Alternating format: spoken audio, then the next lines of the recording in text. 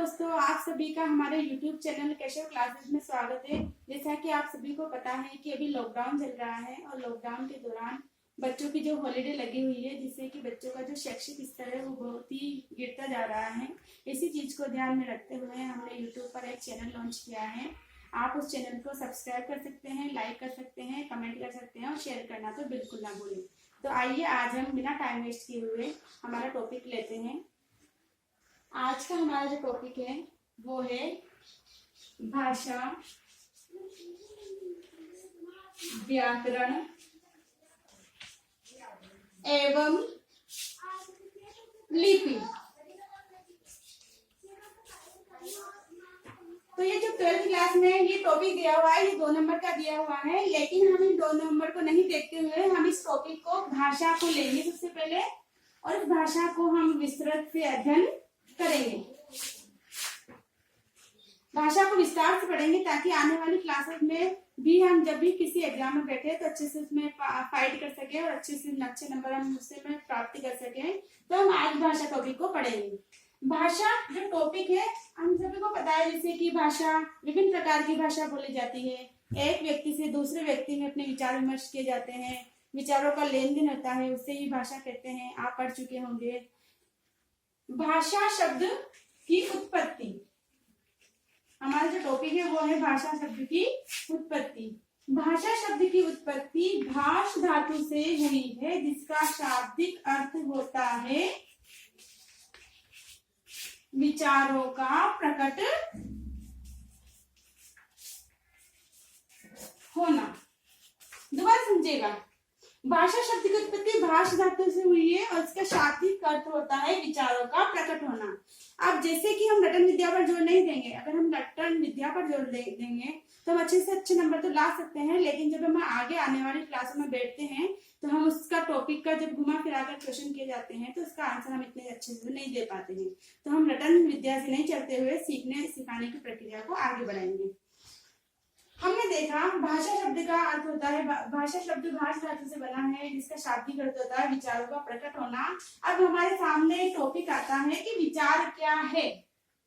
क्या है विचार? विचार क्या है? तो हम सबसे पहले बच्चों विचार को समझेंगे कि विचार क्या होते हैं।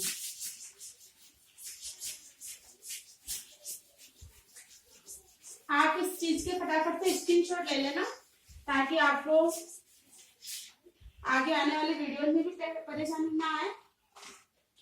हमारे सामने एक टॉपिक है विचार। देखो बच्चों, विचार एक अध्वन्यात्मक ध्वनि है। दोबारा से सुनो, विचार एक अध्वन्यात्मक ध्वनि है।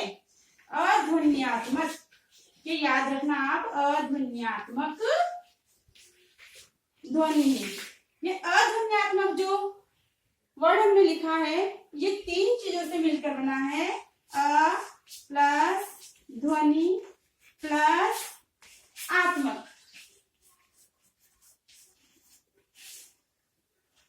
अ शब्द उपसर्ग है और उपसर्ग को हमेशा हम नेगेटिव में लेते हैं। उपसर्ग अ का अर्थ होगा नहीं, ध्वनि का अर्थ होगा आवाज, और आत्मक का अर्थ होगा स्वरूप लिए हुए हैं। स्वरूप लिए हुए हैं। अब यानी कि नहीं, ध्वनि यानी आवाज, आत्मक यानी स्वरूप लिए हुए हैं। अतः हम कह सकते हैं कि विचारों का ऐसा समूह जिसमें आवाज नहीं होती, या विचारों का समूह, विचार ऐसे विचार जो आवाज रहित होते हैं, ध्वनि रहित होते हैं, उन्हें हम अध्वन्यात्मक इकाई कह सकते हैं। उदाहरण के लिए आपके मन में भी क्या चल रहा है ये मैं नहीं जान पाऊंगी, मेरे मन में भी क्या चल रहा है ये आप नहीं जान पाओगे। तो ये अध्वन्यात्मक विचार होते हैं। अब हमारे पास एक टॉपिक है विचार। समझ में आया आपको अच्छे से?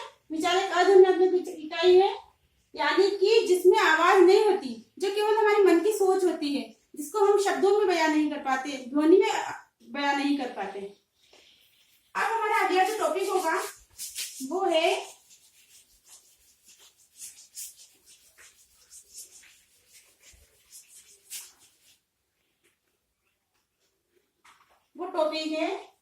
भाषा। जैसे कि आज मैंने पहले भी बताया था, भाषा शब्द भाष धातु से बना है, और भाष धातु का अर्थ होता है प्रकट होना, विचारों का प्रकट होना। तो आज हम भाषा की परिभाषा कैसे बनाएंगे, उदाहरण के लिए हम समझेंगे। दो बच्चे हैं, एक का नाम क है और दूसरे का नाम ख है।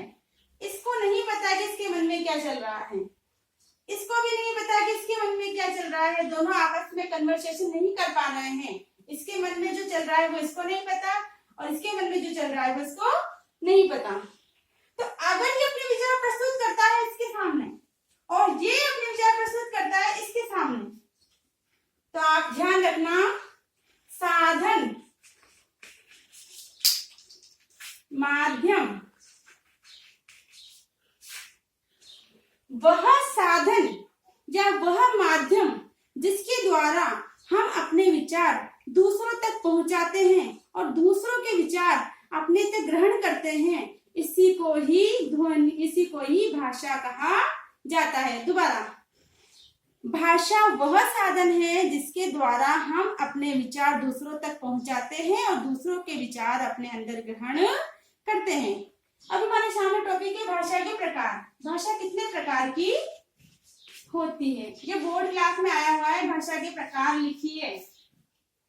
भाषा मूलतः वैसे तो बुक्स है उसमें 2 प्रकार पढ़ाए जाते हैं, लेकिन हम यहाँ पर 3 प्रकार पढ़ेंगे। एक भाषा होती है मौखिक,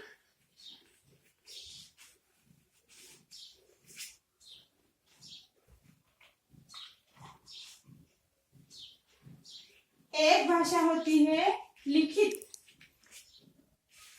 और एक होती है सांकेतिक। मौखिक भाषा को हम समझ लेते हैं।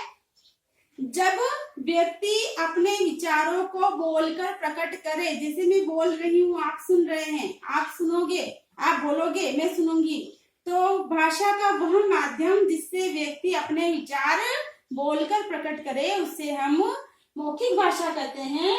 इसके अंतर्गत हम जो बोलचाल की भाषा है वो आता है।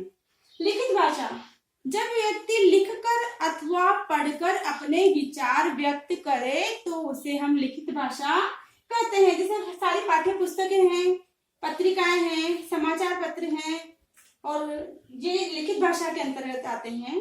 अब एक होती है हमारी सांकेतिक भाषा। कभी कभी हम संकेत के द्वारा भी भाषा का प्रयोग करते हैं।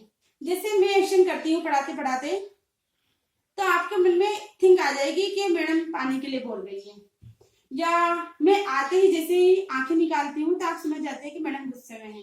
तो ये होती है हमारी सांकेतिक भाषा। वह भाषा जो संकेतों के माध्यम से प्रकट की जाती है उसे हम सांकेतिक भाषा कहते हैं। तो आज हमारा कॉन्सेप्ट हुआ भाषा किसे कहते हैं, भाषा। अब हमारी इस सारी चीजों का निचोड़ हम देखेंगे। बोर्ड परीक्षा में जो क्वेश्चन बनते हैं, या तो बनेगा भाषा किसे कहते हैं, आप बता दीजिएगा वह माध्यम जिसके द्वारा हम अपने विचार व्यक्त करते हैं और दूसरे के विचार ग्रहण करते हैं, उसे भाषा कहते हैं। या वो पूछेगा कि भाषा कितने प्रकार की होती है। यहाँ पर आप ध्यान रखिएगा, भाषा 3 प्रकार की होती है, मौखिक, लिखित और सांकेतिक। ये प्रश्न बोर्ड परीक्षा में पूछ लिया गया है।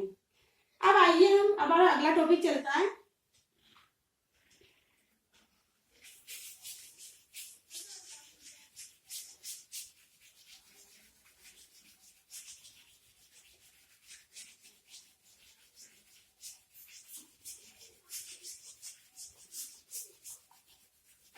भाषा के भेद पूछ चुका है परीक्षा में। भाषा के भेद लिखिए।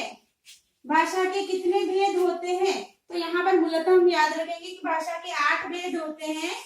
पहला होता है व्यक्ति भाषा,